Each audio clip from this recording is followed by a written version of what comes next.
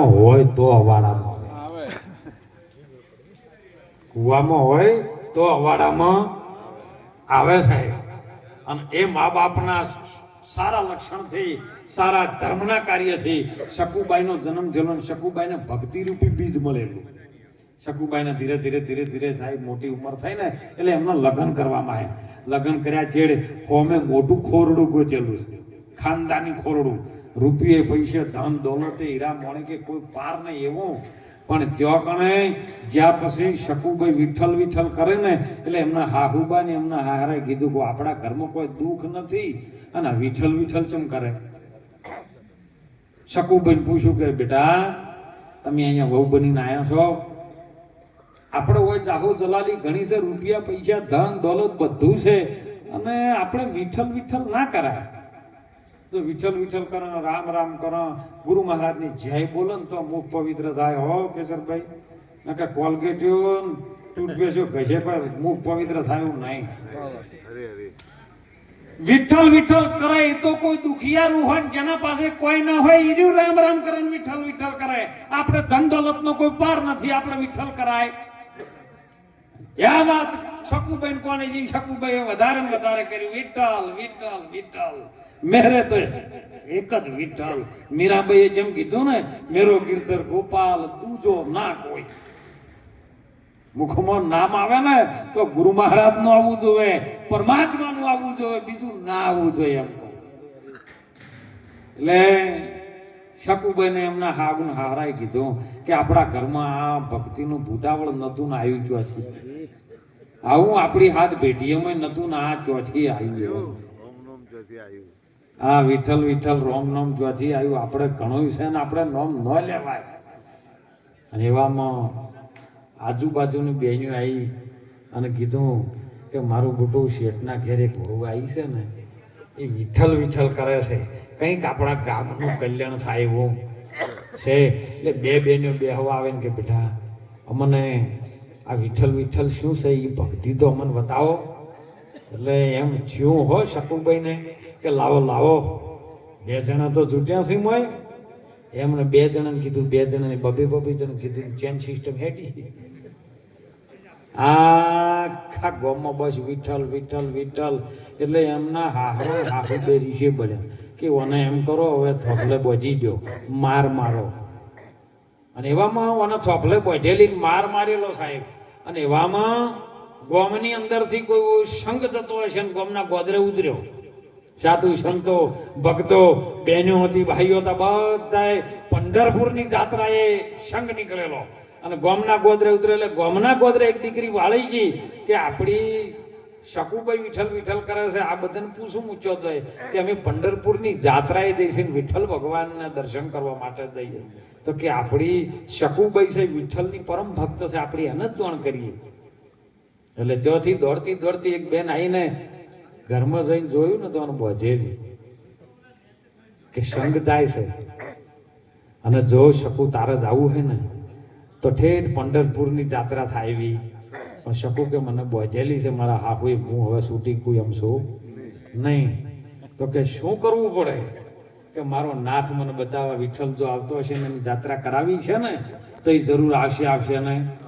બસ આ વાતનો વિશ્વાસ જેને બેહી ગયો હો. અખંડ ધણેશ તારા નામ બીજા મારે ખંડે ભર્યા. અખંડ નામ જેનું હાથમાં આવી ગયું ને પછી એનું ડગે નહીં મન થાય, વિચલિત ન થાય. અને તરત જ ભગવાન વિઠ્ઠલને ખબર પડી નારાયણનો કે મારી શકુ જો આટલી બધી આવવા માગતી હોય તો લાય હું જવું. હવે શકુબાઈનું લૂપ લઈને આવ્યો. અરે વહુવારું થઈને વાલો આવ્યા, અરે વાલે લીધું શકુબાઈનું રૂપ જો, વહુવારું થઈને વાલો જ આવ્યા રે. આઈને શકુબાઈને કીધું તાર જાવું છે. શકુબાઈ છોડે નીરો બંધ થઈ ગયો. જો ભક્ત છે ને ભગવાનને બાંધી શકે, ભગતે ભગવાનને બાંધી શકે છે. શકુબાઈને જાત્રાએ મૂકી દીધા. પછી તો સમુદ્ર તો જ્યાં પંઢરપુરની જાત્રાઓ તો શકુબાઈ કરી, પણ હોય કારણ શકુબાઈ ભગવાન રૂપે આવ્યો ને હાહુ હારાની સેવા કરે.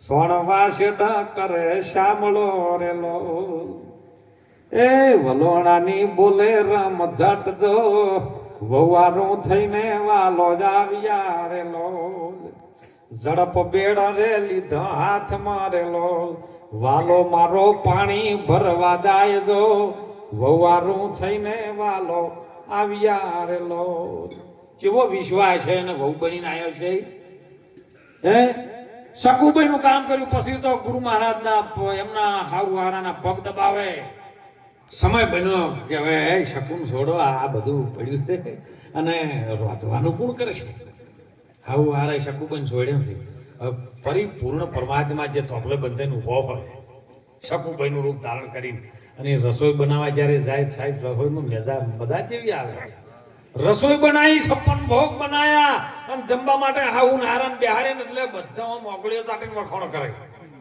કે મારું બેટું શકુ આટલા દાડા રસોઈ બનાવતી હતી આજ શું થયું છે સમય બની ગયો અઠવાડિયું 15 દાડા બધી સેવા કરી પગ દબાવે હો પગ દબાવે કેડિયામાં કળતર થતી હતી એને હાઉબાન પગમાં વાઈ ગયેલો શરીર થાચેલું અને જેવો પરમાત્માએ પગ દબાવવાનું ચાલુ કર્યું ને સાહેબ વાદ હતો કેડિયાની કળતર જતી રહી આપણને ગુરુ મહારાજ જો આમ ખાલી આમ સ્પર્શ કરે ને તો આપણી બધી મનની કળતર જતી રહે એવી છે પણ અડવા જ નહીં દેતા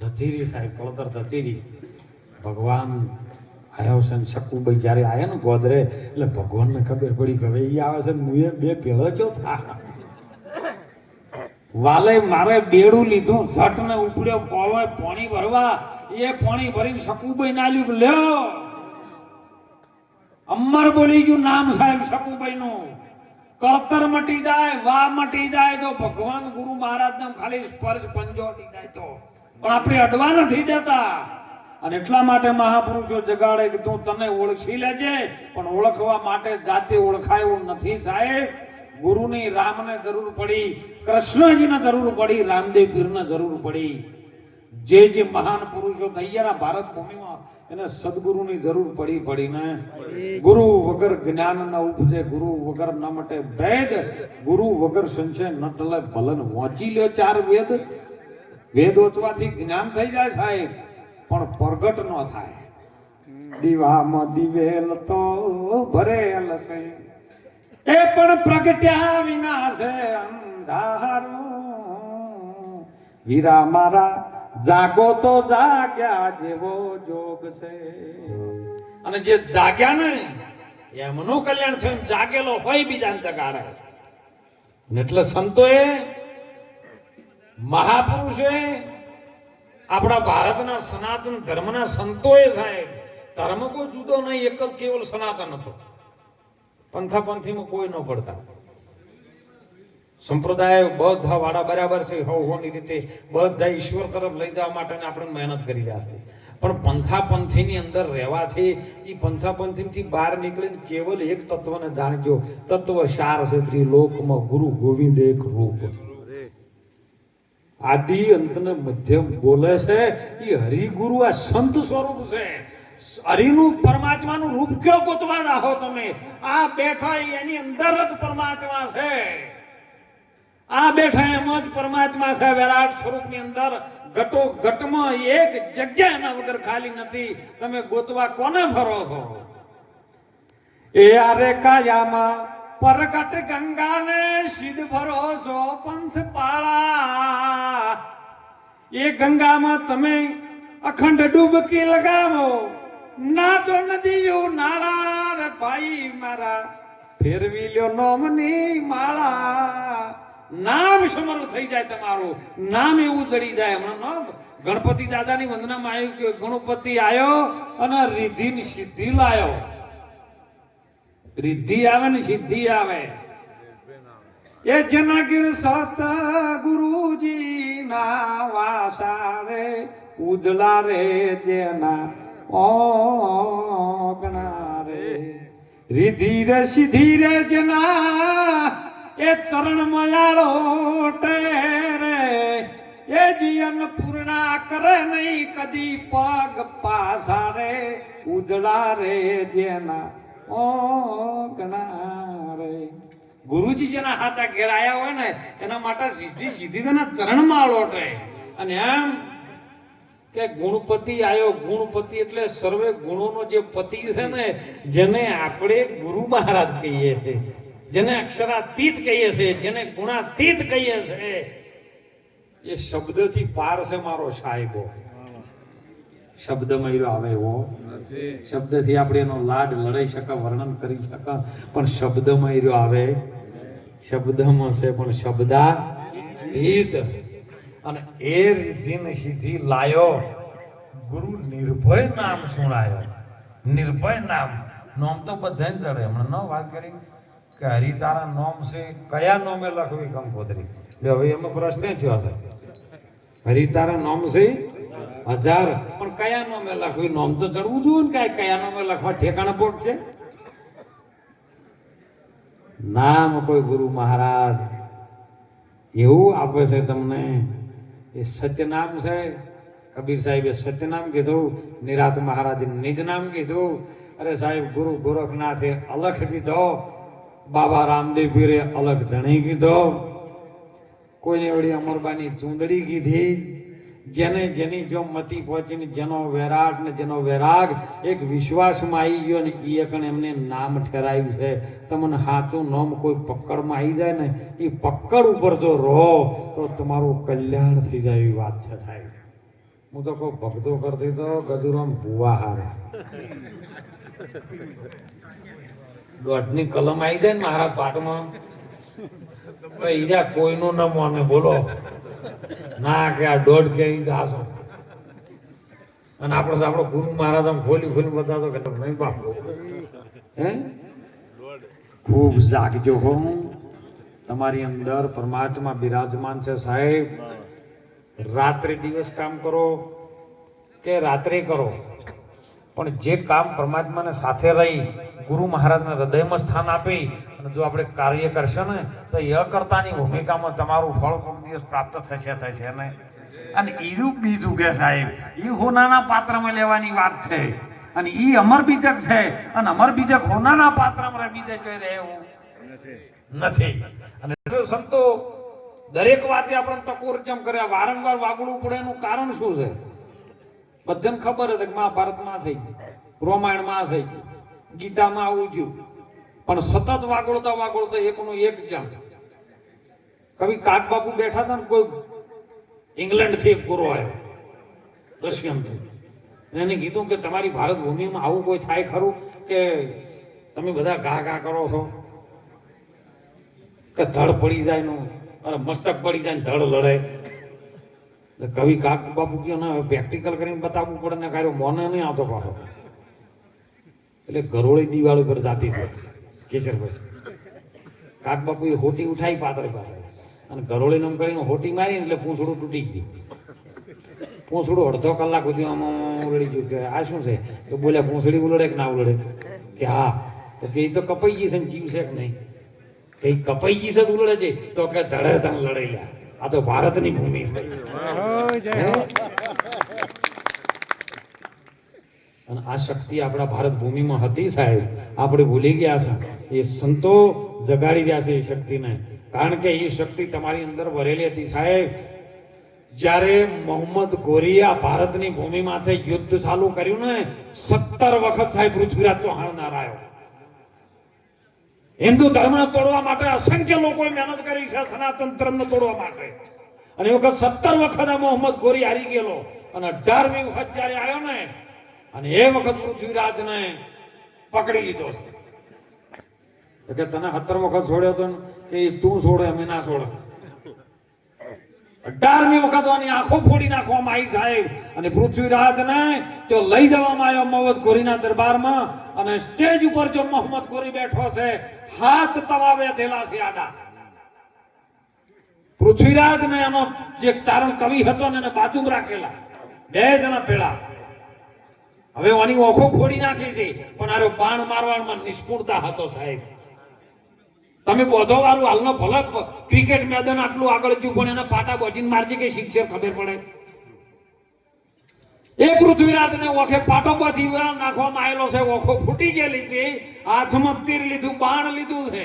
અને એનો ચારણ કવિ એને ઈશારો કરે છે કે હાથ તવાની ઉપર બેઠો છે બાદશાહ. અને હાથ તવા સાહેબ ઓખે પાટો પજેલો હતો તો એમ મોહમ્મદ ઘોરીને વીતી નાખ્યો. આ શક્તિ તમારા ભારત ભૂમિમાં હતી. કોઈ ક્રિકેટરના મેદાનમાં ન આવે આ શક્તિ. એ શક્તિને આપણે ભૂલી ગયા. ભારત માતાના આપણે બાળકો છીએ અને હાલ આપણે કયા રસ્તે ચડી ગયા છે એ વિચારવાનું છે. આધ્યાત્મિક સિદ્ધાંતો કદાચ ન ઉતરે સાહેબ કેશરભાઈ, પણ આપણું શરીર પવિત્ર રાખજો સાહેબ, આપણું મન પવિત્ર રાખજો. અંદર અંદર ઝઘડ્યા તો સનાતન ધર્મના ટુકડા કરતા વાર નહીં લાગે સાહેબ. ભેળા રહેજો. દરેક પંથમાં ભલે બધા સંપ્રદાયો અલગ અલગ ભલે બધી, પણ તમે બધા ભેળા રહીને એવા સનાતન ધર્મના ઝંડાને મજબૂત કરો કે ભારત ભૂમિ અને રાષ્ટ્ર આપણાથી બચી શકે સાહેબ. જંગલમાં આગ લાગેલી, મોટો વડલો અને એની અંદર આગ લાગી સાહેબ, ભયંકર આગ લાગી. પંખી પારેડો કે આપણે વડલાના છોય બેહતા, વડ ઉપર બેહતા અને આ વડલો હળગી જાય તો આપણે હવે બેસો જો છોય રહે. ઇન્દ્રબાબુ ભારતીય મહારાજે કીધું છે કે જેનો ઘરની અંદરથી પિતાનો છાયો જતો રહે ને, ઇન્દ્રભારતી બાપુએ જુનાગઢના મહાન સંતે કીધું સાહેબ કે ઘેરો વડલો ને ઘેરી સાયડી રેલો, અને ઘેરો છે અમારા બાપનો રે સાયડો, મીઠો સાયડો રે મારા બાપનો રેલો, હે આંગળી પકડી તી મારા બાપની રેલો.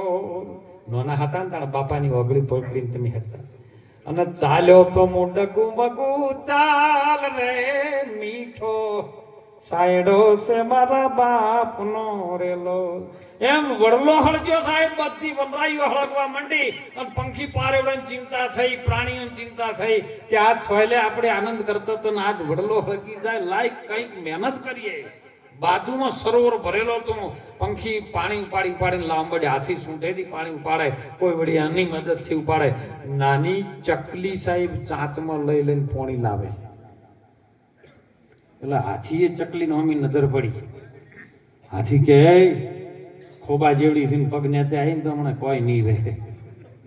બીજાને દોડમ દોડ કર્યાની ચી ચી કરી રહી છે ને, ચકલી દોડમ દોડ કરે સાહેબ. તોય હાથીએ ફરી વાર ટકોર કે ચકલી તું ખસી જા, નકે પગમાં આવશે તમને જેમ તરબૂચ ફૂટી એમ ફૂટી જાય મરી જાય. કારણ ચકલીએ સુંદર જવાબ આલ્યો કે હાથી તમે તમારું કામ કરો, હું મારું કામ કરું. પણ કે ચકલી અમે છૂટે છૂટે પાણી ઉપાડી લાવીએ, આ બધા આટલું બધું પાણી ઉપાડે અને તું એક ચાંચમાં લગી ચકડું પાણી લાવે ને એનાથી આગ ઓછી ઓલા હે. કારણ ચકલીએ જવાબ આપ્યો કેશરભાઈ કે ભલે આગ ઓલાય કે ન ઓલાય, આજ છે ને કાલ કદાચ ઓલાઈ જાય, લાજેલી લાજેલી રહે. પણ જે દાડો ઇતિહાસકાર આ શબ્દમાં ઇતિહાસ લખવા બેસે ને, ઈ દાડો આ જંગલમાં વડલો હળગ્યો હતો અને એમાં એક ચકલીએ પાણી ભરીને ઠારવા માટેની મહેનત કરી છે. એવું મારું નામ આવશે, હળગાવામાં નહીં આવે. બધા ભેળા મળ્યા છે સાહેબ, એકબીજાને હળિયો કર્યા વગર હળગાવામાં કોઈ મહેનત ન કરતા.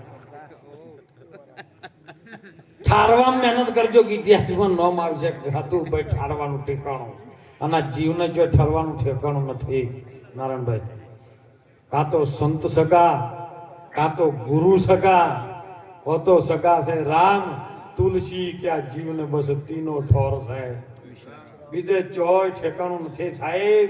બધી જગ્યાએ આગ લાગી રહી છે અને આ આગમાંથી જેટલા પૂળા ખેંચી ખેંચીને બહાર કાઢી લેતા બચી જાય એવું છે.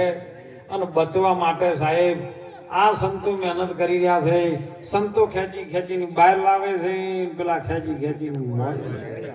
એટલે બહુ જાગજો, ચેતન રહેજો, ભણવાની સાથે સાથે સંતોના સંસ્કાર આપજો સાહેબ. જે ગર્ભમાં સંસ્કાર આવશે ને એ કોઈ દિવસ વર્ગમાં સંસ્કાર નહીં આવે. નિશાળમાં હાલ બધું ભણાય છે સાહેબ,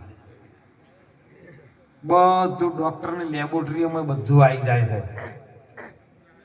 પણ તમારી અંદર જે લોહી ફરી રહ્યું છે એની ખાનદાની સંસ્કાર કેટલા છે, લોહીની લેબોરેટરી કલાય છે ખબર પડે હે સાહેબ. ભારતના સંતોએ જે ઋષિમુનિઓ મહેનત કરી છે ને કે વિશ્વની અંદર જેનું ડીએન હોય ને કોઈ દિવસ બદલાય નહીં. મફતલાલ, જેનું ડીએન કોઈ દિવસ બદલાય નહીં, પણ ભારતના સંતોએ ડીએન બદલી નાખ્યું. ગંગા સતી કીધું જાતિ સજાતિની જુગતી કરી દઉં બીબે પાડું બીજી પાય આ છે એની તને બીજું કરી નાખો. અને એનું પ્રમાણ સાહેબ જોયું છે ને, પહેલા યુગની અંદર પહેલા જ રાજા હરિણાકંશ રાક્ષસનો દીકરો. હરિણાકંશ એવો અત્યાચારી ને એવો રાક્ષસ, પણ એનું ડીએન ફેરવીને સાહેબ એના ઘર ભક્ત પ્રગટ કર્યો. બોલો ડીએન બદલાયું ન બદલાયું? આ સંતોની તાકાત છે, બીજા કોઈની છે.